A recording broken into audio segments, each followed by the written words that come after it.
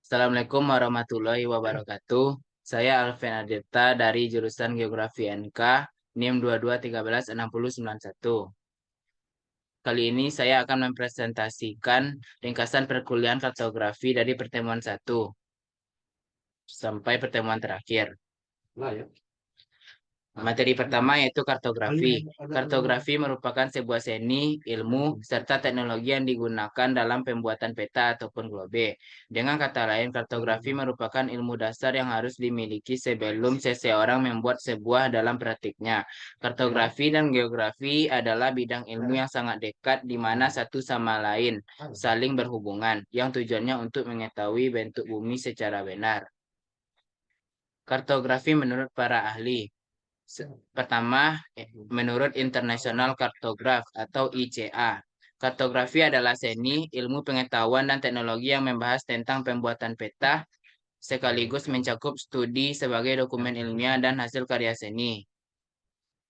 Menurut Taylor, kartografi adalah pembuatan data spasial yang dapat diakses, menekankan visualisasinya, dan memungkinkan berinteraksi dengannya yang berhubungan dengan masalah-masalah geospasial. Menurut Risdad-B, kartografi adalah ilmu disiplin yang menyatakan antara peta dan pemetaan. Kartografi menyatukan tampilan atau representasi dari dua fenomena geografi, yaitu geografi dan virtual. Materi selanjutnya, peta. Peta adalah gambaran permukaan bumi yang ditampilkan pada suatu bidang datar dengan skala tertentu. Peta bisa disajikan dalam berbagai cara yang berbeda, mulai dari peta konvensional yang tercetak hingga peta digital yang tampil di layar komputer. Istilah peta berasal dari bahasa Yunani, yaitu mappa, yang berarti taplak atau kain penutup meja. Fungsi peta yaitu menunjukkan posisi atau lokasi suatu tempat di permukaan bumi, memperlihatkan ukuran luas, jarak, dan arah suatu tempat di permukaan bumi, dan menggambarkan bentuk-bentuk di permukaan bumi seperti benua, negara, gunung, sungai, dan bentuk-bentuk lainnya. Peta bertujuan untuk menyimpan data-data yang ada di permukaan bumi, menganalisis data-data spasial seperti perhitungan volume, memberikan informasi dalam perencanaan tata kota dan pemukiman.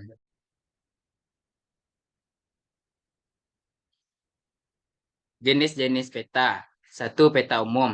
Peta umum merupakan peta yang memberikan banyak informasi. Peta ini menggambarkan gambaran umum, baik ketampakan atau medan asli maupun buatan manusia, atau baik ketampakan fisik maupun sosial budaya. Misalnya sawah, sungai, gunung, jalan, kota, jembatan, pemukiman, dan lain-lain. Contoh peta umum. 2. Peta khusus.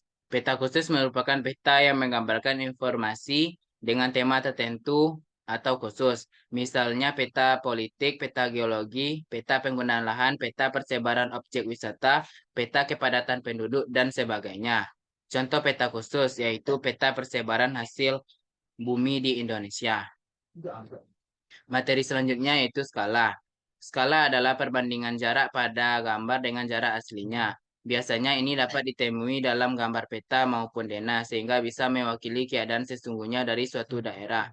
Sebuah peta maupun denah digambar dengan menggunakan skala tertentu agar tetap dapat mewakili keadaan sesungguhnya dari suatu daerah. Jenis-jenis skala. Skala dibagi menjadi dua, yaitu skala angka. Skala yang menunjukkan perbandingan antara jarak di peta dan jarak yang sebenarnya.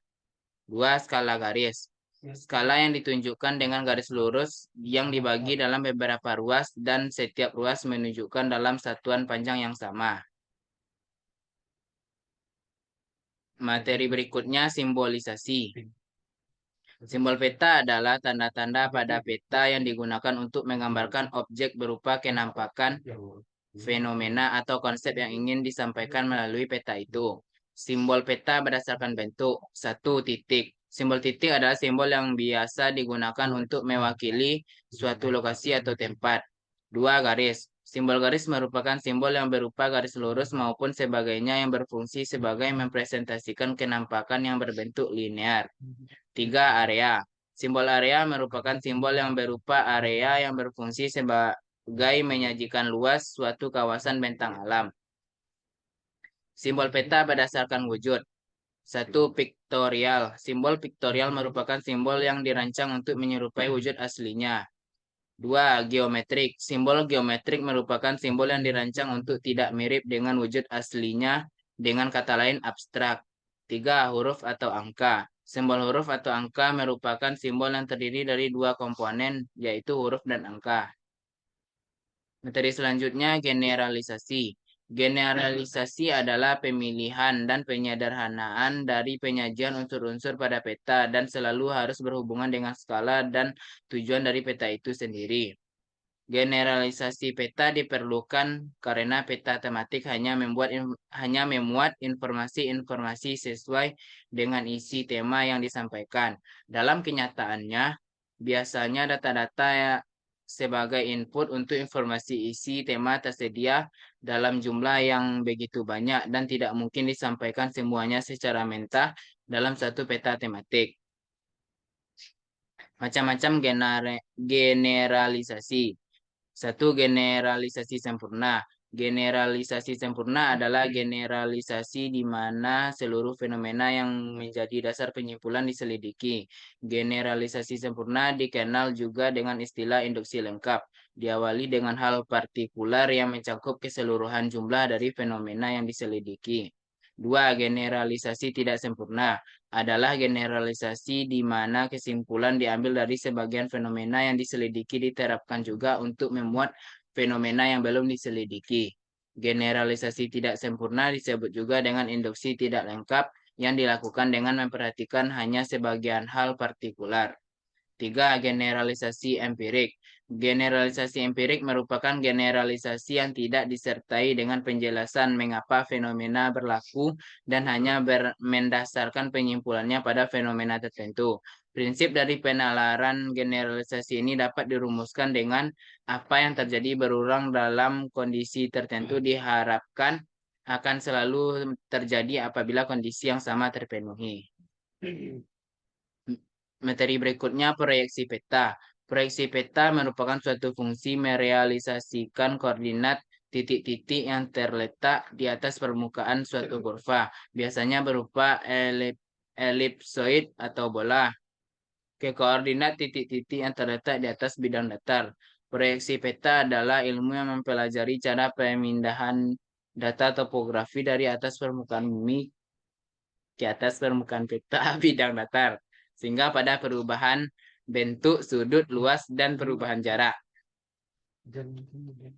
Selanjutnya, peta topografi. Peta topografi merupakan salah satu jenis peta yang mempunyai ciri khusus yang ditandai dengan skala besar dan juga detail. Peta topografi biasanya menggunakan garis kontur dalam pemetaan modern. Peta topografi ini pada umumnya terdiri atas dua atau lebih peta yang kemudian digabung untuk membentuk suatu keseluruhan peta. Peta topografi memiliki fungsi memberikan informasi mengenai kontur tanah di suatu wilayah. Karakteristik dari peta topografi yaitu 1. Tidak berwarna-warni. 2. Menggunakan skala besar dan disajikan secara detail. 3. Menggunakan garis-garis kontur. Selanjutnya, posisi relatif dan absolut pada peta. Posisi relatif adalah posisi suatu tempat yang dibandingkan dengan kondisi lingkungan sekitarnya. Contohnya, kota Bandung lebih dekat menuju Jakarta sementara lebih jauh ke Semarang. Posisi absolut menggambarkan posisi suatu tempat yang pasti dan tidak pernah berubah. Lokasi ini berdasarkan sistem koordinat. Sistem koordinat yang paling umum adalah dengan lintang dan bujur. Materi terakhir yaitu peta lereng. Peta kelerengan atau kemiringan lereng merupakan peta yang menunjukkan kondisi tingkat kemiringan pada suatu lahan. Contoh peta lereng. Sekian, terima kasih. Assalamualaikum warahmatullahi wabarakatuh.